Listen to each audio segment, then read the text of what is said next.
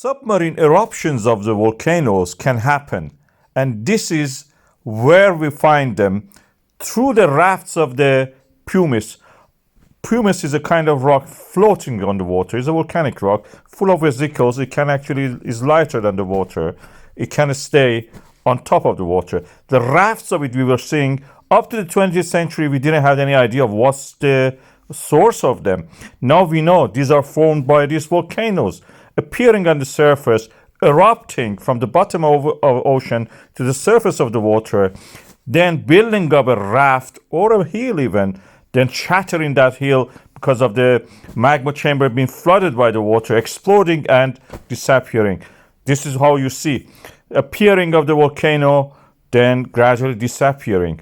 And the heat created, our satellites can pick them now. We know these things exist. This was a mystery up to the 20th century. We had legends about them. These eruptions were not seen in person.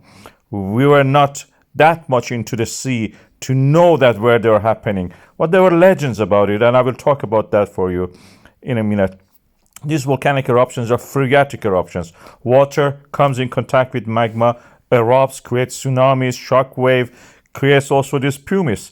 And the islands created by that looks a little bit like a familiar animal, whales. Yes, of course. These volcanoes rise from the surface of water level you can see there. Then the wave action gradually erodes them back. The gravity pulls them, lava down, the magma solidified. And this is very similar to what we know about the Sindbad island, living island. This was a back of the whale they were thinking. This was a whale. On top of it, there were mountains, plants, coconut trees, anything you mention.